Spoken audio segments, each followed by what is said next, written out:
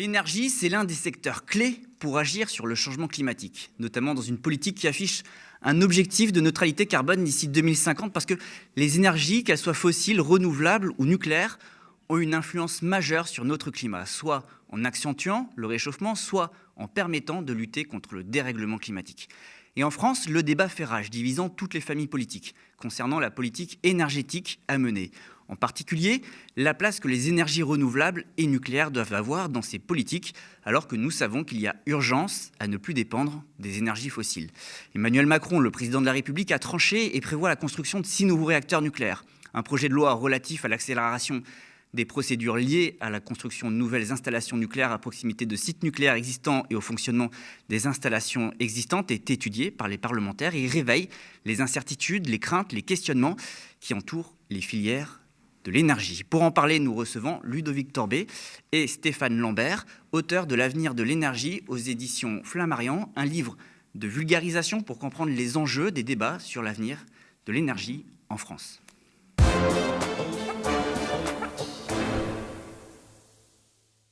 Ludovic Torbet, bonjour. Bonjour. Stéphane Lambert, bonjour. Bonjour. Alors vous êtes youtubeur, vulgarisateur politique. Vous avez créé la chaîne Osons causer et plus récemment le site Osons comprendre. On va le dire d'emblée. Vous êtes à la fois favorable au nucléaire et à la fois favorable aux énergies renouvelables.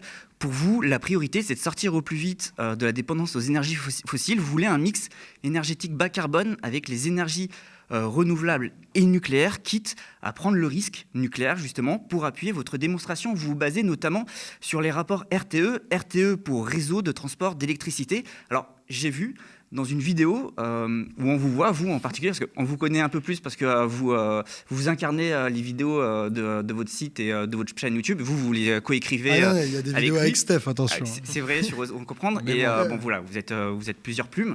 Mais c'est vrai que dans cette vidéo, vous dites que vous n'avez pas forcément les bases. C'est vrai que ce débat autour de l'énergie, il est très compliqué et paraît technique, ce qui nous éloigne, nous, les citoyens, de cette question de l'énergie. Pourtant, aujourd'hui, vous venez parler d'énergie avec un livre que vous avez écrit. Alors, pour comprendre pourquoi ce livre, l'énergie, est-ce que c'est le sujet clé? Notre capacité à lutter contre le changement climatique dépend finalement de notre capacité à mener une politique énergétique. Si on nous avait dit il y a 5 ans qu'on allait écrire un livre sur l'énergie, on n'y aurait pas cru. Mais c'est une double claque qui a créé ce livre. La première claque, c'est de réaliser ce qu'est le dérèglement climatique et toutes les conséquences qu'il a. Là, on le voit avec la sécheresse. On a une sécheresse en hiver, personne n'a jamais vu ça. Ça, c'était la première claque, et de comprendre que le réchauffement climatique, le dérèglement climatique, il était directement lié à la question des énergies et à notre utilisation des énergies fossiles. La deuxième, c'est que se passer des énergies fossiles pour tempérer le dérèglement climatique, ça se fait pas comme ça. L'énergie, on en a besoin. Il n'y a rien de nos vies qui fonctionnerait sans énergie. Là, toute cette émission, elle a besoin d'énergie. Notre système de santé a besoin d'énergie. Toute notre vie a besoin d'énergie. Et du coup, remplacer les énergies fossiles par d'autres énergies nous est apparu comme un problème méga important. Et on s'est renseigné des années durant. On a lu, je ne sais pas combien d'articles scientifiques. Ça vous a passionné parce qu'on le voit sur vos sites. Il y a vraiment beaucoup des vidéos qui en parlent. On adore ça. On doit avoir des dizaines de vidéos maintenant sur Osons comprendre. Et on a commencé à travailler sur le sujet en étant totalement novice en 2018, par là. Et voilà, comme disait Ludo, ça fait 5 ans qu'on se tape des rapports et des articles scientifiques dans tous les sens pour essayer de construire une compréhension du problème. Et je ne sais pas si tu vous vois ou si on se tutoie, mais tu l'as dit au début, c'est un sujet qui est extrêmement complexe. On entend tout et n'importe quoi. On peut entendre le lundi qu'il faut du nucléaire, le mardi qu'en fait c'est les renouvelables, le mercredi qu'il faut des voitures électriques, le jeudi que c'est pourri, l'hydrogène un jour c'est bien, un jour c'est pas bien. En fait, c'est très dur de se repérer. Autant on est tous de plus en plus conscients que se passer des énergies fossiles c'est une urgence et que l'énergie c'est important, autant quand on parle de ce qu'il faut faire concrètement, ça tire dans tous les sens et on se retrouve assez vite perdu. Et avec ce bouquin, on a voulu justement donner une compréhension basique mais carré de tous ces enjeux-là. Oui, parce qu'on dit qu'il faut mener une politique énergétique décarbonée, mais en fait, on ne peut pas parler de politique de lutte contre le changement climatique sans parler d'énergie. En fait, c'est ça le cœur du problème. Et à l'inverse, on ne peut pas non plus parler d'énergie sans penser au climat. Bah ouais, en fait, dans le monde, il y a encore autour de 80% de l'énergie qui est assurée par les énergies fossiles. Et en France, autant notre électricité est largement décarbonée aujourd'hui grâce aux barrages et au nucléaire, autant l'énergie dans le pays, c'est encore 2/3 d'énergie fossile, c'est-à-dire principalement le pétrole et le gaz. Le pétrole qu'on met dans nos voitures, dans les chaudières au fioul, dans les camions, etc. Et le gaz qu'on utilise à la fois dans l'industrie et dans nos chaudières pour se chauffer l'hiver. Et ça, c'est les énergies dont il faut nous passer sans nous appauvrir très fortement pour autant. On a vu ces dernières années que quand le prix de l'essence explose, quand le prix des factures de gaz et d'électricité explose, les plus précaires, tout le monde, mais particulièrement les plus précaires du pays, se retrouvent dans une sacrée merde. Et du coup, c'est ce double enjeu de nous assurer une énergie suffisamment abondante pour maintenir un niveau de vie correct dans les 20, 30, 40 prochaines années et limiter le réchauffement climatique qui est au cœur de notre bouquin. Oui, parce que c'est ça, vous me parlez de ce problème qui est l'énergie fossile, qui est le principal problème en réalité. Finalement, concrètement, en fait, il faut abolir l'industrie fossile, mais il faut aussi penser un après. C'est un peu l'interrogation que j'ai sur... Enfin, vous en parlez déjà, mais c'est un peu la question que je veux poser. Parce que, en fait, justement, notre économie repose sur l'énergie fossile. Demain, est-ce qu'on ne peut pas subir aussi un effondrement de notre système si on doit se passer de l'énergie fossile ? Là, gouverner, c'est prévoir et il est temps d'organiser ça. C'est sûr que si on le fait sans organiser, on sort par un choc pétrolier, par un choc gazier, comme on vient de voir là avec la Russie. Et ça, c'est une sortie par le bas. On a vu les ménages souffrir, on a vu des entreprises fermer ou se mettre au chômage partiel ou mettre les employés au chômage partiel. Ça, c'est la sortie par le bas. Ce qu'il faut faire, c'est organiser une sortie. Et il n'y a pas des milliers de leviers. On sait qu'il va falloir remplacer l'essence qui fait tourner nos voitures. Pour ça, il n'y a grosso modo que l'électricité ou les transports en commun, mais à l'électricité ou au biogaz. Vous dites organiser, donc en fait, c'est la planification. C'est de la planification et il faut savoir par quoi on va substituer ces énergies fossiles. Et grosso modo, il y a 2 candidats, l'électricité et les bioénergies. Les bioénergies, on le dit dans le bouquin, elles ont des limites. Les biocarburants, on sait qu'on utilise des surfaces agricoles considérables pour produire ces biocarburants et tout le monde se bat pour cette ressource de biocarburants. C'est pas du tout sûr qu'on en ait assez pour remplacer assez rapidement les énergies fossiles. Du coup, l'électricité devient la béquille principale sur laquelle s'appuyer. Et bien sûr, l'électricité, on peut chercher à moins consommer. La sobriété a une énorme part dans cet effort de remplacer les énergies fossiles en seulement 30 ans, mais elle ne fera pas tout. Se demander si le vrai sujet, finalement, c'est pas celui de la sobriété énergétique. Justement, jusqu'où ? C'est une des questions du bouquin. C'est la sobriété, comment ? Quelle consommation on peut enlever, on peut diminuer sans s'appauvrir, sans compliquer la vie de nos concitoyens, et jusqu'où elle peut nous mener. Et on a regardé la littérature sur la sobriété. On a notamment regardé ce que fait Negawatt, une association qui est pionnière sur la sobriété et qui propose des scénarios de transition énergétique. Et ce qu'on remarque, c'est que dans le dernier scénario qu'ils ont rendu en 2022, avec beaucoup d'efforts de sobriété qu'on détaille dans le livre, on arrive quand même à une consommation électrique en 2050 qui augmente, qui sera 10% supérieure à la consommation électrique actuelle. Et donc même si on a une société extrêmement sobre, comme le propose Negawatt, il nous faudra produire plus d'électricité en 2050 qu'aujourd'hui. Il faudra le faire de manière décarbonée, et ça, c'est le défi. Oui, mais il y a quand même un phénomène dont vous parlez, notamment, que vous expliquez très bien dans votre livre, c'est que, quoi que l'on veuille, dans les faits, la sobriété, on la vivra, elle sera subie peut-être, ou alors elle sera anticipée et organisée. Mais de toute façon, aujourd'hui, demain, en fait, plutôt, la sobriété, on devra y faire face, car tout simplement, on n'aura pas les moyens de produire assez d'électricité. C'est ça aussi le problème. Donc, est-ce qu'aujourd'hui, la politique première, quand on parle d'énergie, c'est pas d'organiser cette sobriété ? Alors, la sobriété... Et donc s'y préparer. Alors, la sobriété, c'est le choix de diminuer une consommation. Et donc, quand on parle d'énergie, c'est le choix de consommer moins d'énergie. Si tu choisis pas et que tu le fais juste parce que tu as pas assez d'argent pour payer tes factures, ça s'appelle plus de la sobriété, ça s'appelle de la pauvreté. Ça s'appelle de juste renoncer à du confort, à des conditions de vie parce que tu n'as pas les moyens. Du coup, la sobriété, c'est essentiellement ce qu'on peut faire en le décidant, que ce soit individuellement ou collectivement, pour diminuer nos consommations énergétiques. Et comme l'a expliqué Ludo, en fait, on peut diminuer notre consommation d'énergie, mais comme on doit remplacer l'énergie qui reste et dont on a besoin par principalement de l'électricité, même si on est sobre en énergie, on a besoin de plus d'électricité.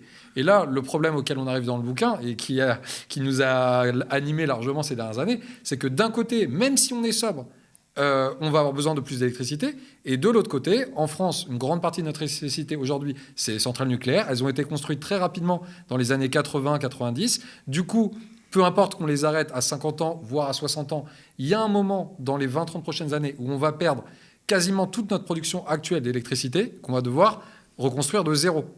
Ça peut arriver dans les 10-15 prochaines années, le début de cet effet falaise. Et du coup, il faut absolument qu'on soit en capacité non seulement de reconstruire toute la production électrique actuelle du pays, mais même plus pour pouvoir absorber les nouveaux usages de l'électricité. Et ça, c'est pour nous ce qui est au cœur de l'urgence de l'avenir de l'énergie, c'est être en capacité d'avoir assez d'électricité pas trop chère et fiable dans 10 ans, dans 15 ans, dans 20 ans, pour que notre pays ne s'effondre pas. Donc pour vous, c'est un abus de langage quand je dis que c'est de la sobriété, quand je parle du fait que les capacités de production d'électricité ne seront pas capables de suivre la demande et les besoins. Tout dépend. En fait, ça dépend. C'est sûr que si on n'a rien fait et qu'on n'a pas remplacé nos centrales nucléaires qui arriveront quoi qu'on fasse à un moment en fin de vie, si on n'a rien fait, on subira de la sobriété. Non, attends.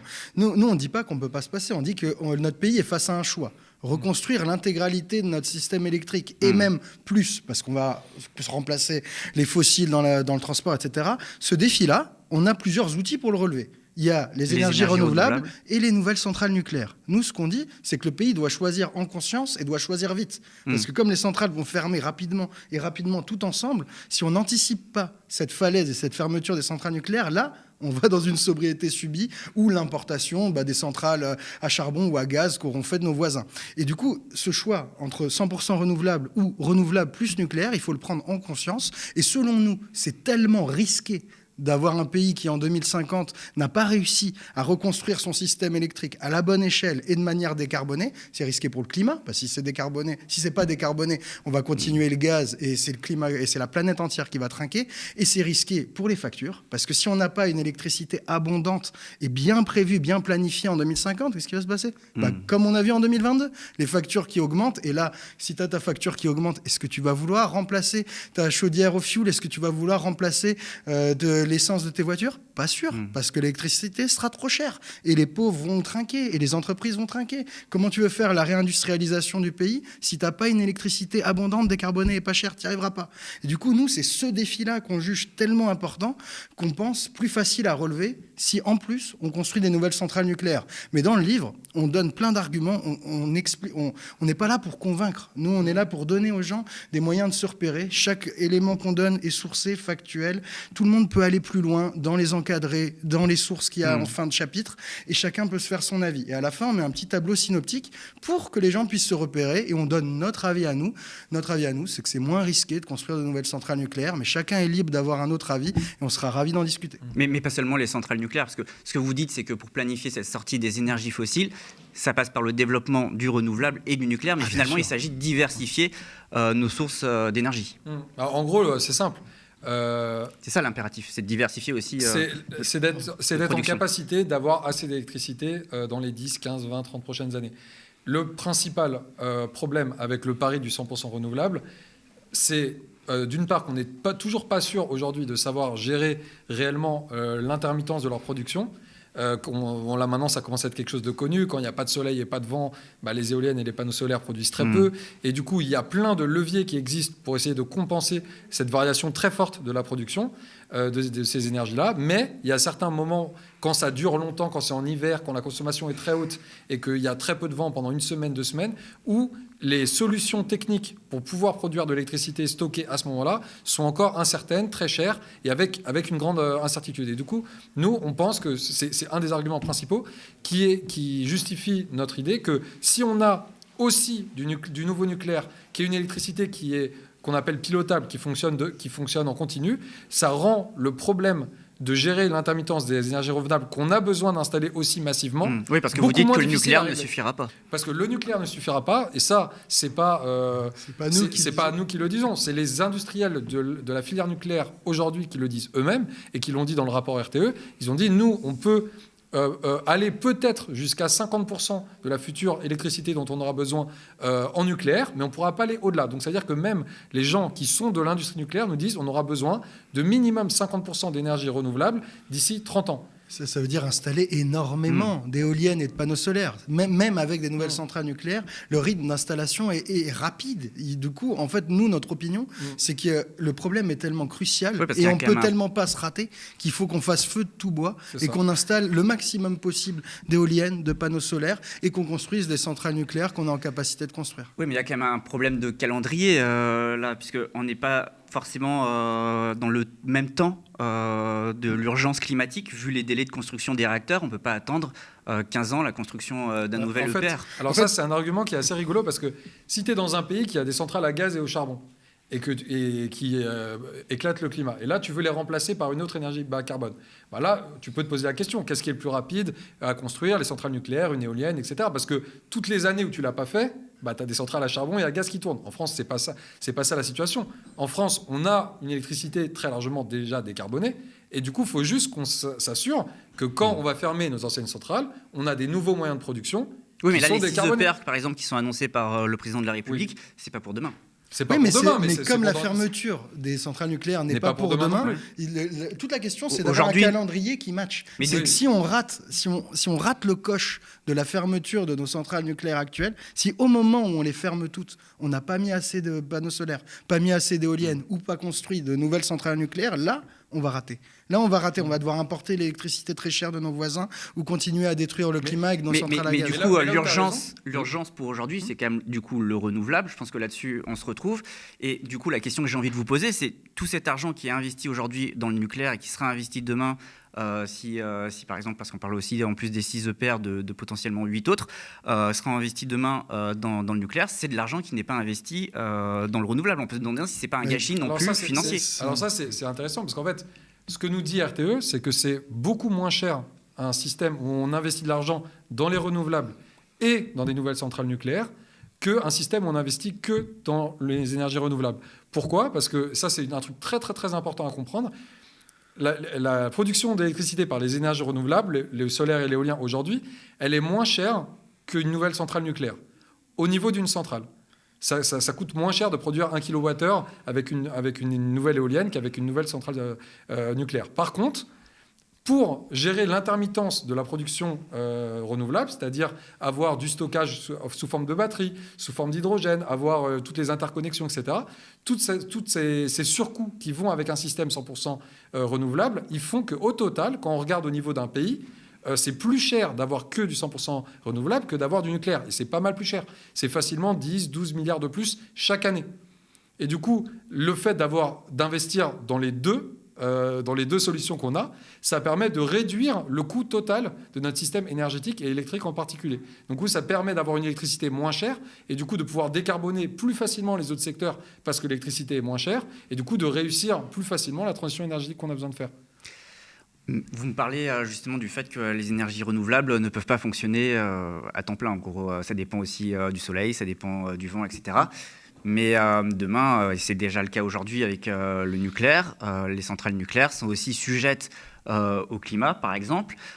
Aujourd'hui, on le voit avec, par exemple, la sécheresse. Il y a un certain nombre de problèmes quand même avec cette énergie, notamment dans un contexte de changement climatique. On se demande du coup si la filière nucléaire elle est compatible avec un monde qui se réchauffe, qui vit en boucle des sécheresses, des pénuries, des canicules. Par exemple, le nucléaire, il est quand même très gourmand en eau. Selon les chiffres des services statistiques du ministère de la Transition écologique, entre 2008 et 2018, le refroidissement des centrales est la deuxième activité la plus consommatrice d'eau en France, avec 31% au total, donc derrière l'agriculture qui prend 45% de la consommation en eau, donc devant la consommation en eau potable. Et je parle bien de ce qui est consommé, hein, non de ce qui est prélevé. Et du coup, on peut se poser la question, toute l'eau utilisée n'est pas entièrement rendue aux fleuves et rivières. Et pendant ce temps, il y a aussi des périodes où du coup, les centrales nucléaires ne tournent pas, ne peuvent pas fonctionner, posent des questions aussi dans leur écosystème, etc. Comment on fait ? Il y a plusieurs Est-ce que c'est compatible du coup avec un monde qui se réchauffe ? Déjà, beaucoup de nos centrales nucléaires sont sur des côtes maritimes. Et là, tout ce problème-là disparaît, puisque le refroidissement est assuré par l'eau de mer et il n'y a pas de problème de pénurie d'eau dans la Manche. Et c'est le cas des nouvelles centrales qu'on envisage de construire. C'est-à-dire que ce problème-là, il faut quand même le dire clairement, il ne concerne absolument pas les futures centrales qu'on pourrait ou non choisir de construire, puisqu'elles seront mises en bord de mer justement pour ne pas avoir ce problème. Donc, par exemple, rien que dans la vallée du Rhône, il y a 4 centrales. Ouais, oui, donc, mais il faut séparer. Il y a les futures centrales qu'on pourrait choisir de construire, et celles-là, évidemment, qu'on va les construire intelligemment, c'est-à-dire aux endroits où on n'aura aucun problème de prélèvement d'eau. Flamanville, Penly, Gravelines, c'est les 3 premières paires de PR sont sur la Manche. Et après, il y a une question sur la 4e.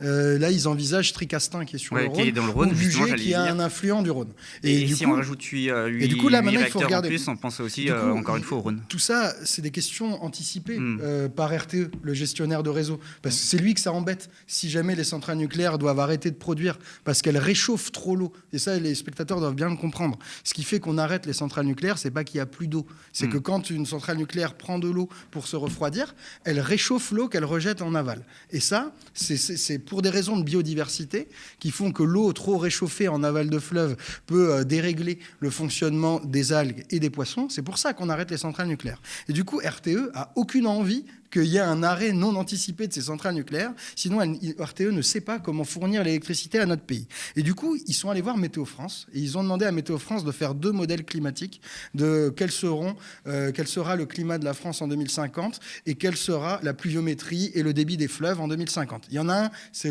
le pire scénario possible, un monde à 4 degrés, et l'autre, c'est le semi-pire scénario possible, un monde à 2 degrés.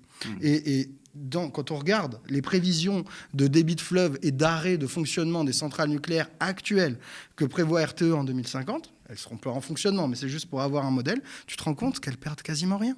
Ok, il y a des étés caniculaires où tu auras un tiers des centrales qui seront à l'arrêt, pas parce que l'eau sera trop réchauffée, mais c'est quelques étés caniculaires. Même en 2050, même dans le pire des scénarios, en fait, la plupart des centrales sont très peu exposées. C'est 2-3% de production annuelle qui disparaissent. C'est pas plus. Et du coup, si RTE... l'été dernier, on a eu un certain nombre... oui, mais pour des raisons de corrosion sous contrainte, pas du tout pour des raisons d'eau. Tu as la quantité, le nombre, la puissance, enfin, le nombre de réacteurs arrêtés pour des raisons de flotte en même temps. Dans la vallée du Rhône, c'était le cas. Bien sûr, mais ce que je te dis, c'est que si tu regardes, enfin, on détaille pas ça dans le bouquin, mais dans le rapport RTE, tu as une figure qui te montre ça parfaitement. Et c'est en source dans le livre. Et tu te rends compte qu'en fait, la quantité d'électricité que tu perds pour ces raisons, même dans un monde à 4 degrés en 2050, c'est quelque chose. Mais ce n'est pas assez pour mettre en péril la fourniture d'électricité, parce que c'est justement en été que les besoins électriques sont moindres. Alors après, peut-être qu'avec la climatisation... Et que les renouvelables produisent beaucoup. Oui. C'est-à-dire qu'à la fois, on perd en réalité très peu, même dans les pires scénarios de réchauffement climatique, la quantité d'électricité qu'on perd en fermant les centrales quand il fait très chaud, en fait, c'est très peu sur l'année. Mais en plus, c'est le moment où on consomme le moins et où les renouvelables marchent bien, puisqu'il y a du soleil très longtemps pendant la journée est très très longue, et il y a du vent normalement. Du coup, nous, de ce qu'on a compris, les experts s'inquiètent pas du tout de l'indisponibilité du nucléaire, et particulièrement pas du nucléaire futur, qu'on placerait en bord de mer pour justement éviter tous ces problèmes. Par contre, éventuellement, il y a des questions sur l'hydraulique, sur nos barrages, qui sont une énergie très très pratique, mais avec les sécheresses qui s'aggravent, on risque de perdre une disponibilité de la production du barrage. L'année dernière, c'était c'est pas même 20% de la production des barrages qu'on a perdu à cause des sécheresses qu'on a connues l'été. Mais globalement, d'après notre compréhension de rapports d'experts, le changement climatique, c'est pas réellement un problème pour l'énergie nucléaire. Il y a quand même un sujet qu'on est obligé d'aborder si on parle de nucléaire, c'est la question de la sûreté, parce que le nucléaire pose la question de la sûreté. Quand même, il y a le risque nucléaire. Alors ça, c'est une des vidéos les plus dures qu'on ait jamais faites sur notre site Osons Comprendre. Sur notre site Osons Comprendre, on a pris 2 problèmes, les déchets nucléaires et la sûreté. Et on s'est dit, on va pas se faire intoxiquer. On est allé regarder nous-mêmes les dossiers de sûreté de Cigéo à Bure et des centrales nucléaires. Comment ça fonctionne dans le détail. Horrible. Hyper méga compliqué, je vous le déconseille fortement, mais allez voir nos vidéos qui essayent de vulgariser tout ça. Et en fait, ce qu'on a compris, c'est que tout le jeu de la sûreté nucléaire, c'est d'assurer le refroidissement une fois qu'on a arrêté un réacteur. Et ça, je vous le fais court, il y a juste besoin d'avoir de l'eau et une source d'énergie. Et ce jeu-là, EDF et l'ASN, l'autorité de sûreté nucléaire, s'assurent qu'on mette le plus de parades possibles, redondantes et diverses, pour assurer toujours le refroidissement d'une centrale à l'arrêt. Et justement, selon l'ASN, un accident de type Fukushima est possible en France. Non. Par exemple, sur la centrale du Tricastin, il y a le problème de la digue. Attends.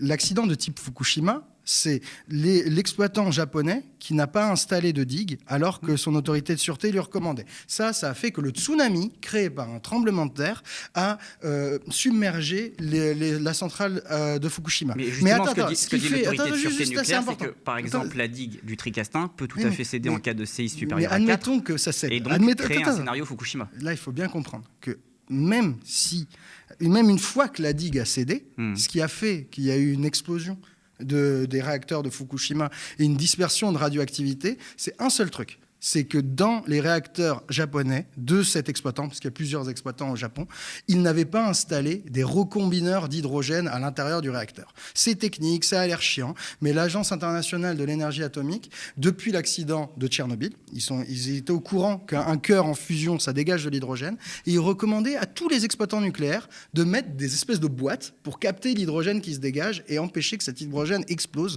et fasse disperser la radioactivité. Je ne sais pas pour quelle raison, si c'est par négligence, par économie, les exploitants japonais de Fukushima n'en ont pas installé. Et c'est pour ça que tous les réacteurs de la centrale de Fukushima ont explosé une fois avoir été inondés. En France, toutes nos centrales sont équipées depuis les années 2000. En l'occurrence, c'est pas moi qui le dis, c'est l'autorité de sûreté nucléaire. Mais non, elle te dit que la digue n'est pas suffisamment haute. Elle te dit pas que ça va exploser. Elle dit pas que la digue n'est pas suffisamment haute. Elle dit que la digue peut céder. Oui, mais même si elle cède, des fissures. Mon argument, c'est que même si elle cède, ça ne veut pas dire qu'il y aura un dégagement de radioactivité comme à Fukushima, parce que ce qui a fait le dégagement de radioactivité à Fukushima, c'est des explosions d'hydrogène, parce qu'un cœur de centrale nucléaire, si on ne le refroidit pas, il fusionne et il dégage de l'hydrogène. Et nous, même si le cœur fusionne parce qu'il n'est pas refroidi et dégage de l'hydrogène, on a installé des capteurs passifs qui sont un peu comme des boîtes, des humidificateurs qui captent l'humidité. C'est la même chose, mais des trucs qui captent l'hydrogène.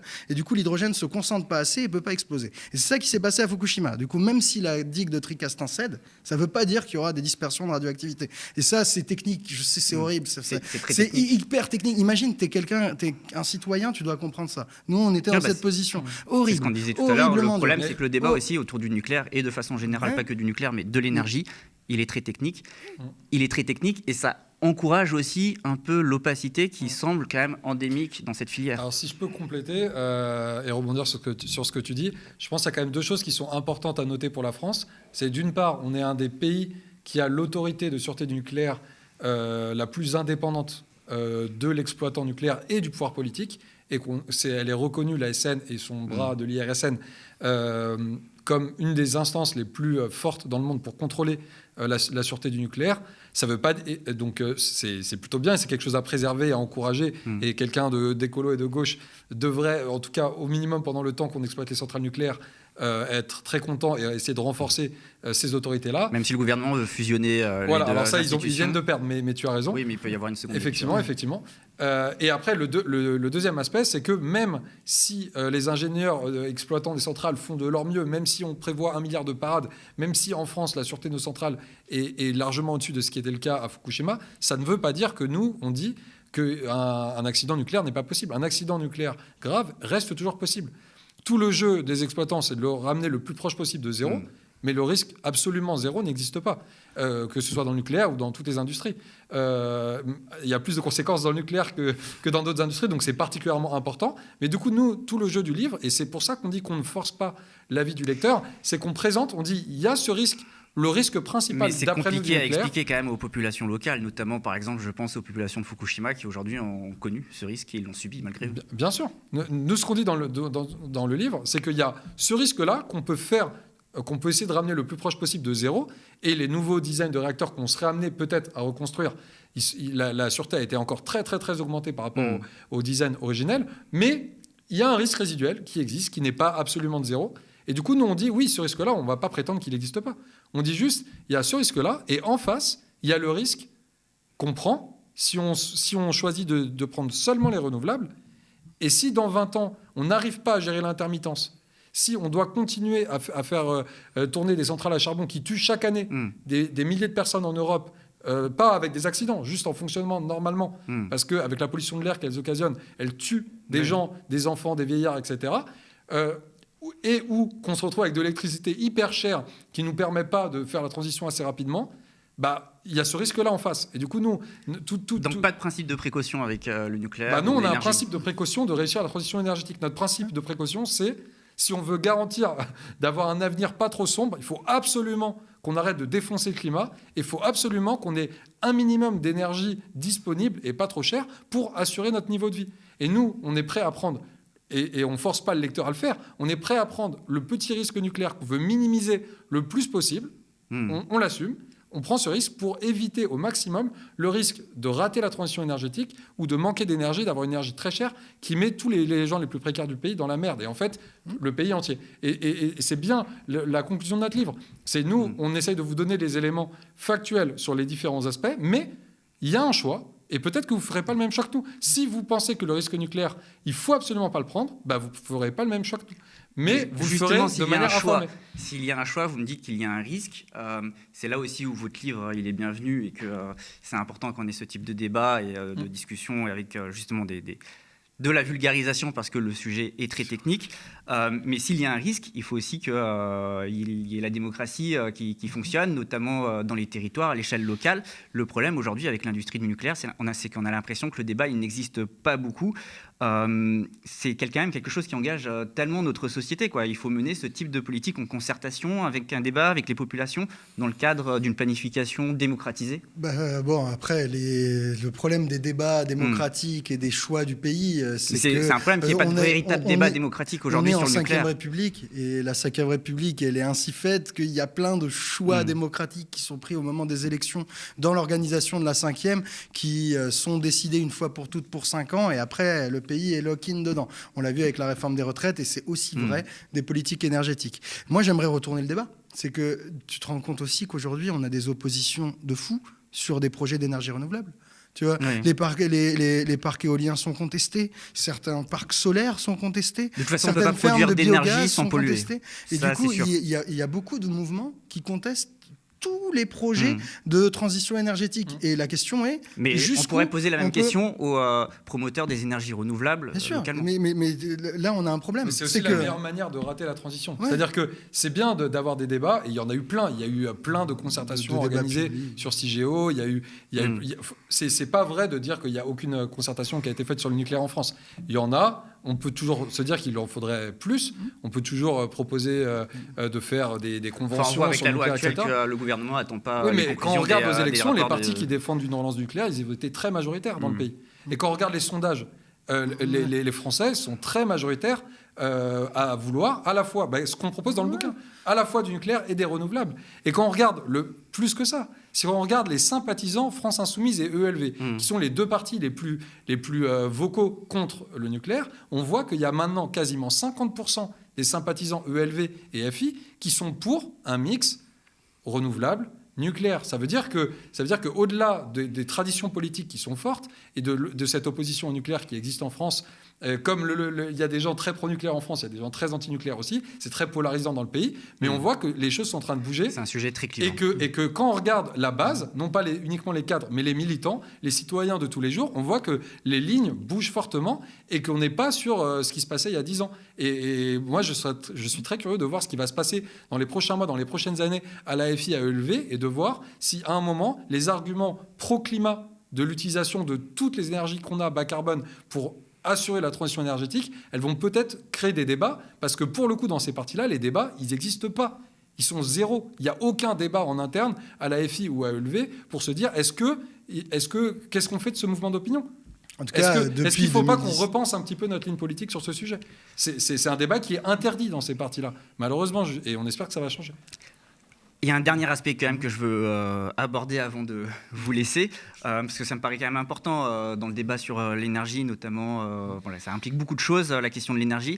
Il y a quand même un impensé, et pour le coup qui concerne pas que le nucléaire, mais qui concerne beaucoup le nucléaire, c'est la question de l'extractivisme, comme pour les autres énergies, notamment le fossile. Le nucléaire est très lié à la question du colonialisme, de la France-Afrique. On le voit en fait dans le système capitaliste, le nucléaire est intrinsèquement lié à ce système impérialiste, à des régimes autoritaires, en lien avec nous via notre économie marchande, mondialisée. Et ça, est-ce que c'est pas un problème aussi, quoi ? Alors, il faut un peu séparer la question. Il y a un peu un implicite derrière le mot impérialiste, c'est que le nucléaire civil irait avec le nucléaire de défense. En fait, c'est pas vrai. Il y a des dizaines de pays qui ont des centrales nucléaires civiles qui produisent leur électricité sans avoir la bombe. En France, c'est très lié. L'industrie nucléaire française est quand même très liée au complexe militaro-industriel. Ok, mais faut savoir... C'est le cas aux États-Unis également, en Russie. La réponse la plus pertinente, c'est que faut considérer les extractions de matière. Et en fait, il n'existe pas de système énergétique qui ne s'appuie pas sur de l'extraction de matière. La question, c'est de choisir lesquels. Mais les volumes ne sont pas forcément les mêmes ensuite. Le nucléaire, c'est celui qui a les volumes les plus faibles. C'est la manière de produire de l'électricité qui demande le moins de matière. Ça demande du béton et du fer. Et du coup, ça demande aussi de l'extraction de minerais d'uranium. Et du coup, c'est là où on parle de France-Afrique, notamment avec le Niger, mais pas seulement de France-Afrique. Par exemple, il y a un rapport de Greenpeace qui montre les liens entre les industries nucléaires françaises et russes, les liens de dépendance via les importations d'uranium naturel venant du Kazakhstan et d'Ouzbékistan via l'entreprise Rosatom. Est-ce que du coup, ça pose pas des questions aussi par rapport qui est vraiment intéressant et important et qu'on a aussi traité en vidéo sur le site pour faire le point parce que c'est vraiment une question importante. Alors, ce qu'il faut savoir, c'est que l'uranium, ça coûte très peu cher dans la production d'électricité nucléaire.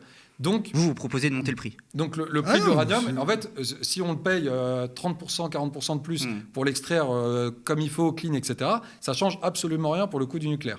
Ensuite, les fournisseurs. Historiquement, la France, elle a été très liée, notamment au Niger, pour l'extraction d'uranium. Ça ne s'est pas toujours fait dans des super conditions, clairement. Aujourd'hui, les plus grandes ressources d'uranium dans le monde, elles sont détenues par des pays démocratiques qui sont l'Australie et le Canada. On peut tout à fait se fournir en uranium chez eux. Aucun problème. On se fournit déjà. On se fournit aussi chez des pays vraiment pas très sympathiques, pas très démocratiques comme le Kazakhstan. On peut tout à fait refuser de le faire. Ça ne change rien pour l'avenir énergétique de notre pays. Par contre, c'est une question. C'est-à-dire que c'est un prix, c'est peut-être pas le même prix, pas le même truc, etc. Donc c'est un choix qu'on peut faire collectivement. Mais on est, comment dire, aujourd'hui, le nucléaire français s'est appuyé sur des régimes notamment qu'il a consolidés politiquement.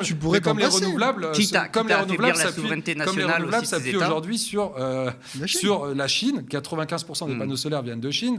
Les éoliennes en mer ont des terres rares qui sont aussi exploitées aux quatre coins du monde et qui sont raffinées à plus de 90% en Chine. Ce problème-là de comment on extrait les matériaux qu'on utilise pour toute notre vie, parce qu'au-delà du système énergétique, c'est vrai aussi pour comment on construit nos bagnoles, comment on construit nos vêtements, comment on construit tout ce qu'on veut. Tout se fait aux quatre coins du monde, tout se fait avec des régimes pas très sympathiques, et c'est tout à fait légitime et bien de défendre le fait de produire mieux, de produire plus localement et de produire de manière juste et aussi moins dommageable écologiquement pour en fait toutes les industries. Mais de ce point de vue-là, le nucléaire n'a pas de spécificité. Mais en fait, vous me dites, on pourrait tout à fait choisir de travailler avec d'autres régimes, d'aller vers l'Australie ou le Canada. D'ailleurs, ça pose aussi d'autres problèmes. La question de l'Australie, avec des régimes aussi qui sont très basés sur le charbon, enfin, oui, aussi, voilà, qui sont avec des dirigeants qui ont été climato-négationnistes, etc. Donc, on peut aussi se poser ces questions-là.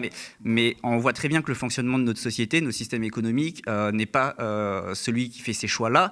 Du coup, la question, elle paraît un peu insoluble. Pour conclure, j'ai envie de dire, est-ce que la question de l'énergie, finalement, elle peut se régler dans un système capitaliste ? J'espère qu'elle le fera, parce que si on n'arrive pas à régler, si on n'arrive pas à faire une transition énergétique dans le système capitaliste qui est celui dans lequel nous sommes toutes et tous nés, on peut le déplorer, mais c'est le cas. Si on n'y arrive pas, on va vers un monde à 4 degrés de réchauffement climatique et on l'aura tous dans le baba.